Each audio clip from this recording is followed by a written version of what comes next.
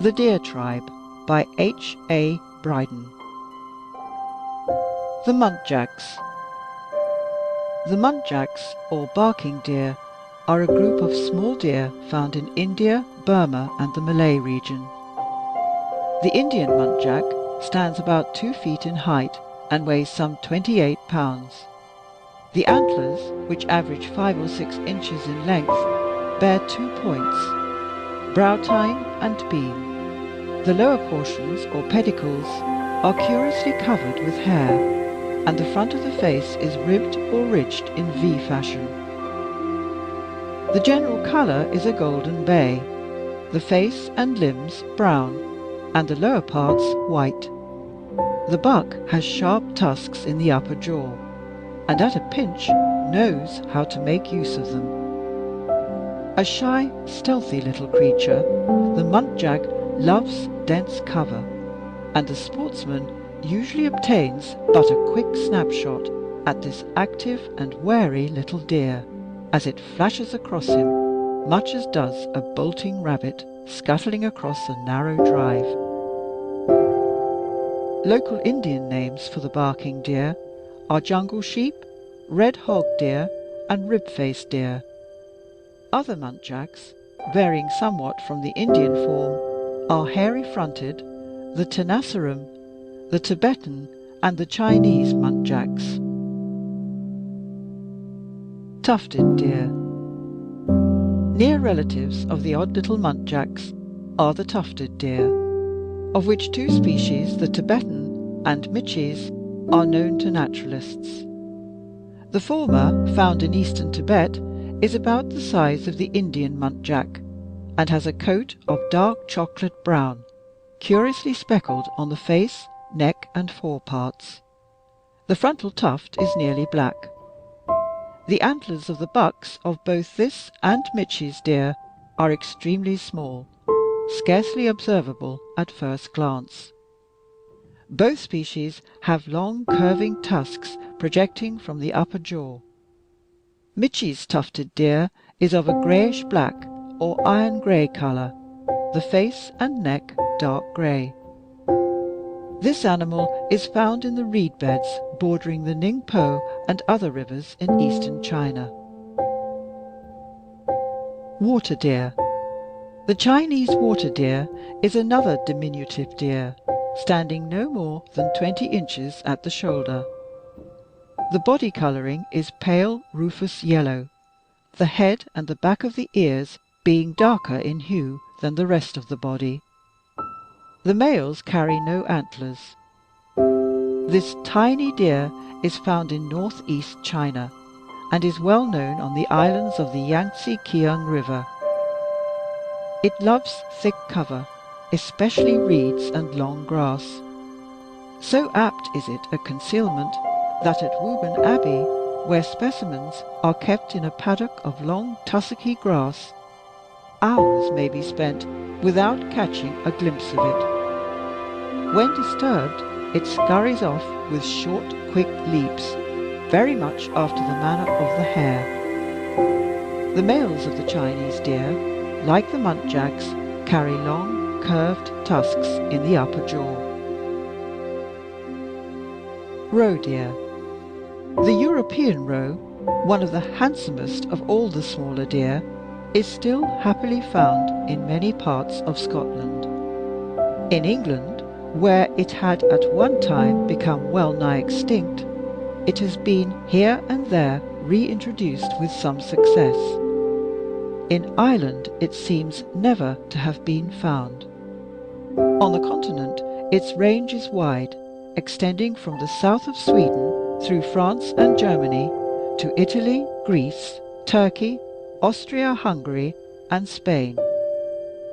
Found in southern Russia and the Caucasus, it makes its way eastward, as far as North Palestine and Persia.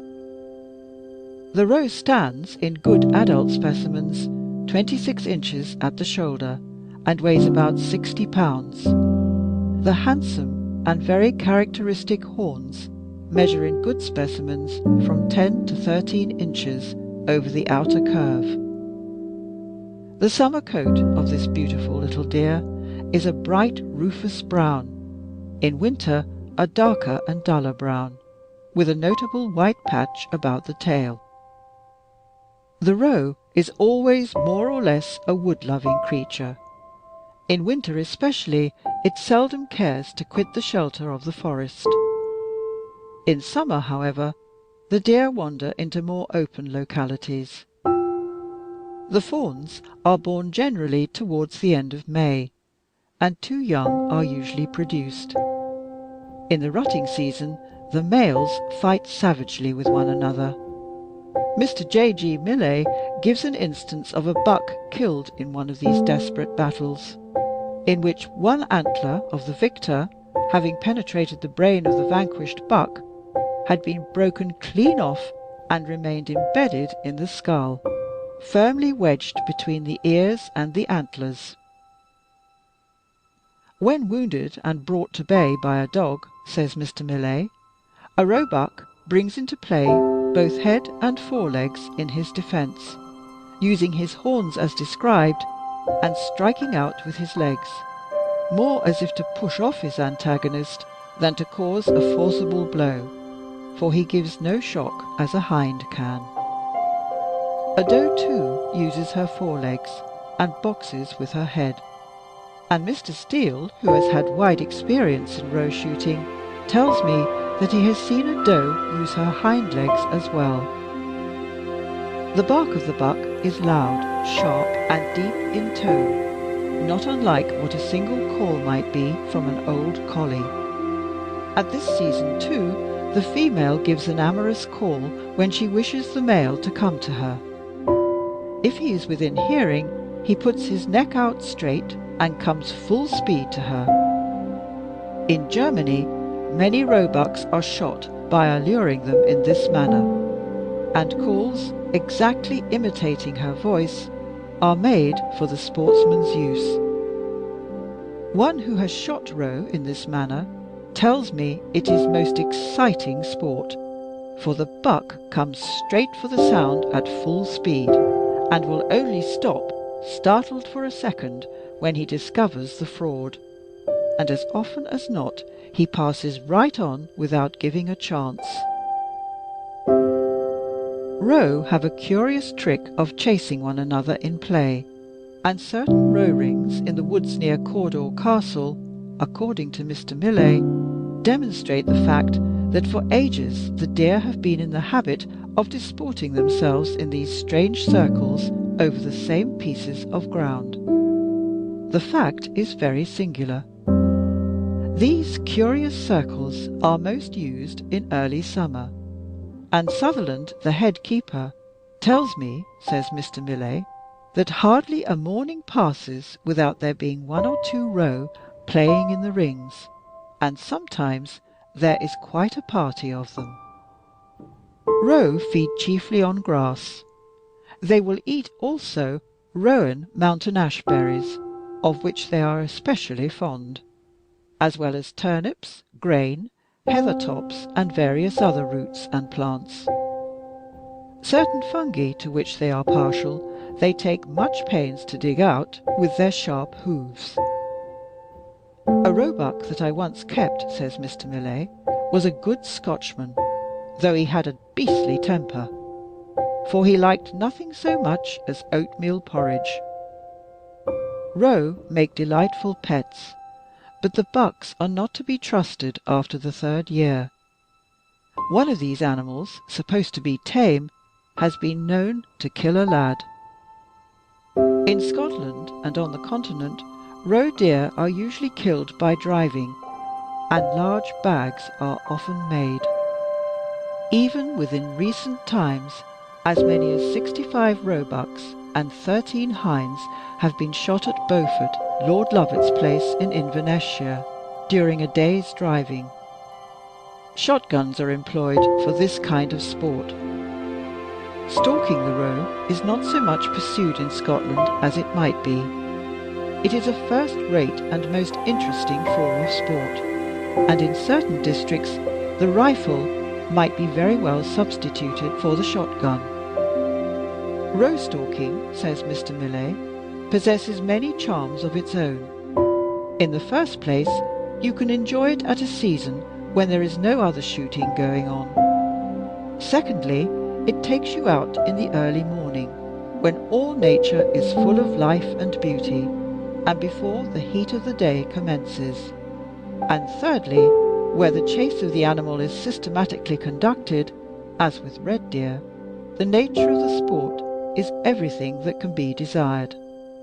I would therefore put forward a plea that tenants and owners of part wood, part forest lands in Argyll, Inverness, Ross and Aberdeen should turn their attention to stalking the roe, in preference to killing them during the usual winter wood shoots. Roe deer are exceedingly abundant in the great forest regions of Germany and Austria-Hungary. In Austria alone, not including Hungary, during the year 1892, no less than 68,110 of these beautiful little deer were shot on various estates. The Siberian roe, found from the mountains of the Altai and Turkestan to Siberia, is a somewhat larger species than its European cousin, measuring from 28 to 34 inches at the shoulder. The antlers are also larger, extending to as much as 16 and even 18 inches in measurement.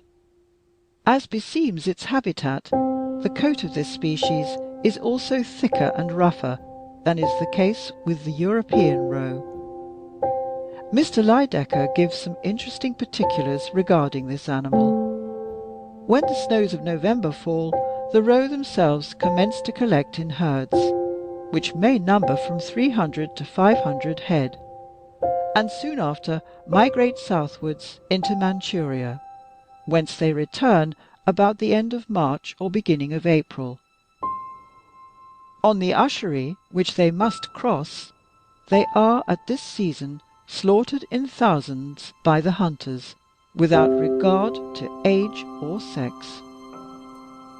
One other species, the Manchurian roe, found chiefly in mountainous habitats, whence it never descends, should be noted. This is a smaller deer than the Siberian roe, and approximates in size and length of horn to the European race. Pere David's deer. This remarkable animal, which apparently bears little or no resemblance to any of the other deer of the Old World, has been placed by some naturalists between the roe deer and the American deer. Its habitat is North China, and strangely enough it seems to be unrecognized in the wild state, being apparently only known in China in the Imperial Park at Peking. This deer approaches in size the red deer of Europe. The general colouring is greyish-brown, white about the eyes, ears, rump and underparts.